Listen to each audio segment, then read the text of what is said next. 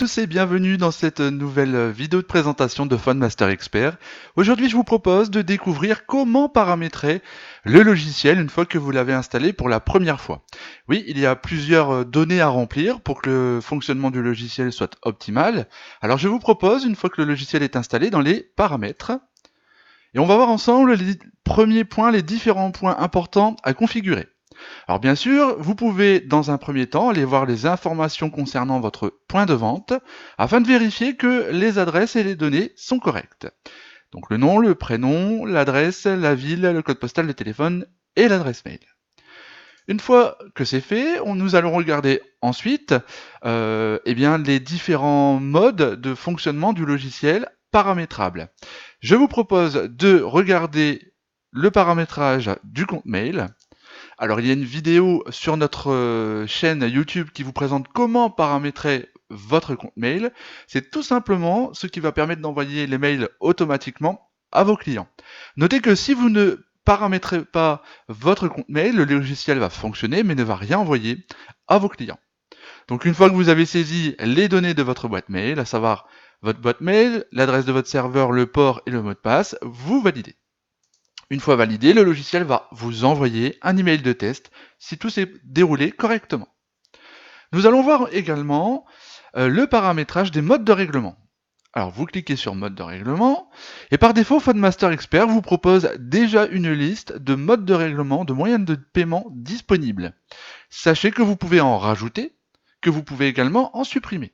Mis à part quelques modes, quelques moyens de paiement que vous ne pouvez pas supprimer, à savoir l'espèce, la fidélité et l'avoir. Pourquoi? Parce que le logiciel a besoin de ces moyens de paiement dans certains cas, et de toute façon, en espèces, généralement, vous en avez toujours besoin.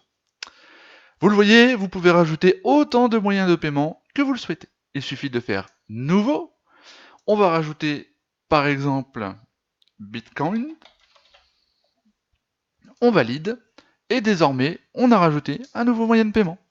Vous le faites, ainsi de suite, pour autant de moyens de paiement que vous souhaitez.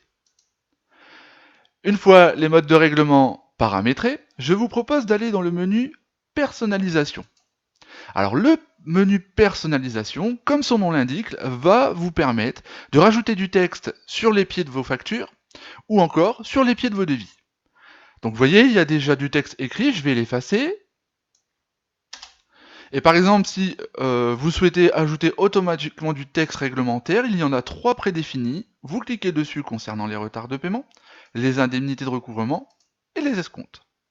Alors notez que si vous êtes auto-entrepreneur, pas besoin d'indiquer la mention pour la dispense de la TVA, c'est automatique. Donc vous voyez, vous pouvez même rajouter par exemple, allez, on va marquer 10% de remise du 1er novembre 2019 au 31 novembre 2019.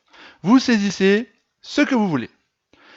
Donc on l'a fait sur les pieds de facture, vous pouvez également le faire sur les pieds de page de vie. Je vous montre, hein. On va tout effacer pour vous montrer le fonctionnement des textes prédéfinis.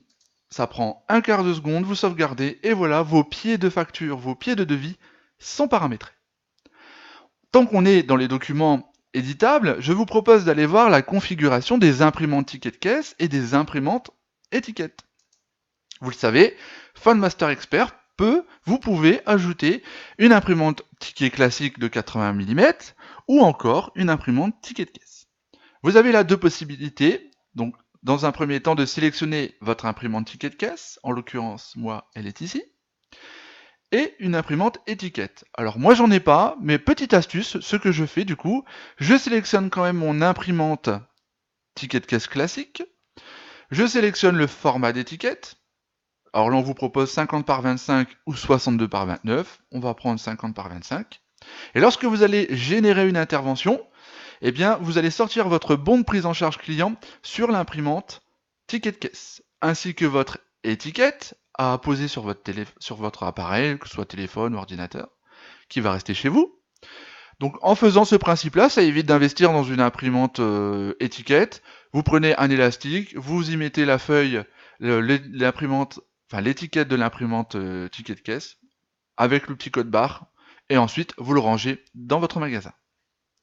C'est très simple, une fois que c'est choisi, vous faites valider, on vous dit que l'imprimante ticket a été ajoutée, et on va faire la même chose pour l'imprimante étiquette.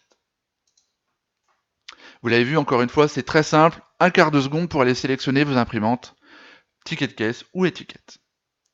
Puisque l'on parle des tickets, nous allons de nouveau, et maintenant, personnaliser les pieds de ticket. Je vous ai parlé du bon d'intervention, c'est le ticket que vous allez remettre à votre client.